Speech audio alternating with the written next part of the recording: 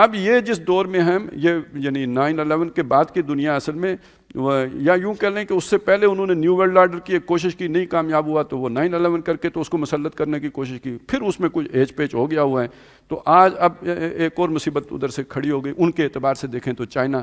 تو اب دنیا الجھتی کہاں پہ پہنچی ہے کہ امریکہ کے ہاتھ سے سعودی عرب پھسل رہا ہے, بلکہ پھسل گیا ہے. اب امریکہ سعودی عرب میں کیا فساد مچاتا ہے یہ اب دیکھیں, وہاں کچھ عرصے میں نظر آنا شروع ہو جائے گا. محمد بن سلمان صاحب بڑے خطرے میں ہیں, کیونکہ انہوں نے امریکہ کو جو دولتی ماری ہے یہ بم کی پیٹی کو ماری ہے. یہ جو انہوں نے فیصلہ کیا نا یوان میں یہ تیل کا, یہ پتہ نہیں انہیں خود بھی سمجھ ہے کہ نہیں ہے کہ کیا ایٹمی حملہ کیا ہے یہ جس کو تھوڑی بہت جو دنیا کا معاشی نظام ہے ورلڈ آرڈر وہ 1945 کے بعد جو چلا ہے, اور خاص طور پہ 1973 کے بعد یہ جو پیٹرو ڈالر والا اسکیم چلی ہے, اس کے بعد یہ والا فیصلہ, یہ تو سارے 73 کے بعد امریکی آرڈر کو ڈسٹرب کرنے والا فیصلہ ہے. یہ کوئی چھوٹا سا فیصلہ تو نہیں ہے. تو مجھے نہیں لگتا کہ محمد بن سلمان وہ کسی ری ایکشن میں آ کے اس نے کر لیا ہے. اب یہ ہوتا ہے جہاں ہوئی ہستی محدود لاکھوں پیچ پڑتے ہیں, عقیدہ عقل فطرت سب کے سب آپس میں لڑتے ہیں. جب یہ گتھم گتھا ہوتے ہیں تو اللہ اپنی تدبیر چلا رہا ہوتا ہے. اگر آپ باریک بینی سے اپنے نظام کو بھی دیکھیں تو یہ جس طرح یعنی ایک پیج والے آپس میں پھٹے ہیں, یہ سب ری ایکشنری عمل ہوا ہے. ان میں سے کوئی بھی نیت کر کے ایک دوسرے سے نہیں پھٹا ہے. اور جو اب بھی ہو رہا ہے سب مطلب وہ ہٹ اینڈ ٹرائل سے ہو رہا ہے. یہ کوئی باقاعدہ تو منصوبہ کس کا ہے؟ وہ یا تو منصوبہ ساز وہ پیچھے وہ والا وہ شیطانی آرڈر ہے, تو دوسری طرف تو ہم تو مطلب بھنگ پی کے ستے مخلوق, تو ہماری جگہ پہ بھی ساری تدبیریں اور پلاننگ اور منصوبے پھر ادھر ہی بن رہے ہیں اور چل رہے ہیں. انہم یکیدون کیدن واکید کیدا. تو اس وقت اصل میں آپ یہ سمجھ لیں کہ یہ جو 400 سال ہیں نا جن میں ہم اس وقت ہیں, وہ اسی لیے میں وہ 1000 سال علیحدہ کر دیتا ہوں, یہ 400 سال علیحدہ کرتا ہوں. اس میں ایک طرف یہ دیکھیے کہ وہ بھی مردودی کی حالت میں تھے. کون؟ ملونی کی حالت میں تھے بنی اسرائیل. ہم چلے گئے, دونوں ایک جگہ پہ زیرو پہ پہنچ گئے. اب وہاں سے ہمارے زوال کو یعنی پاتال کی طرف جانا شروع ہوا اور ان کا عروج شروع ہوا, کیونکہ انہوں نے آ کے پہلا پتھر رکھ لیا وہاں پہ آبادی کا. پھر انہوں نے 17 میں اجازت لی ہے, 48 میں ملک بنا لیا.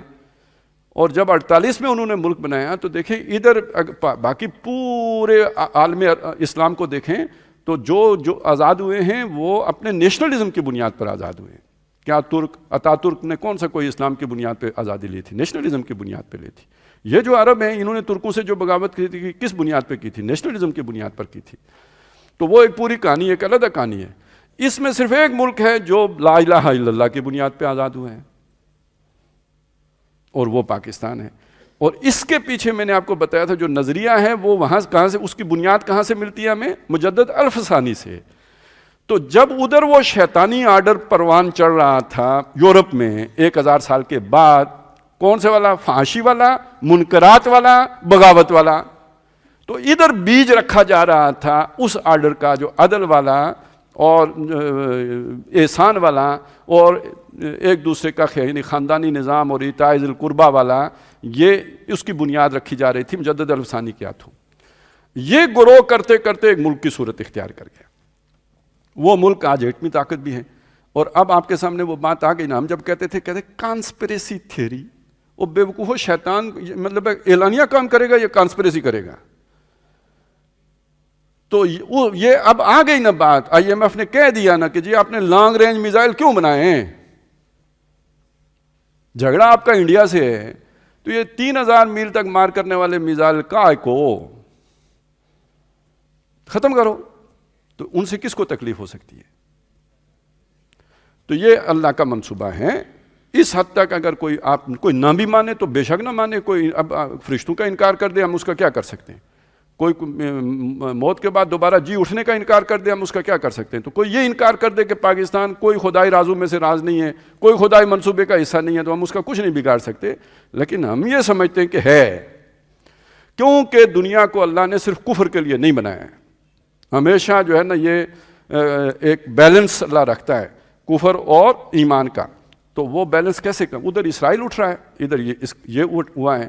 اور آگے دیکھیے, یعنی اصل میں تو جھگڑا اگر قرآن کے اعتبار سے دیکھیں تو انہی 2 امتوں کا ہے.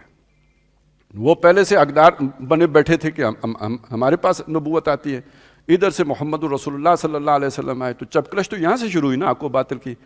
تو باقی تو سارے حاشیہ بردار ہیں، کوئی یہودیوں کے حاشیہ بردار ہیں تو کوئی مسلمانوں کے حاشیہ بردار بنیں گے آگے.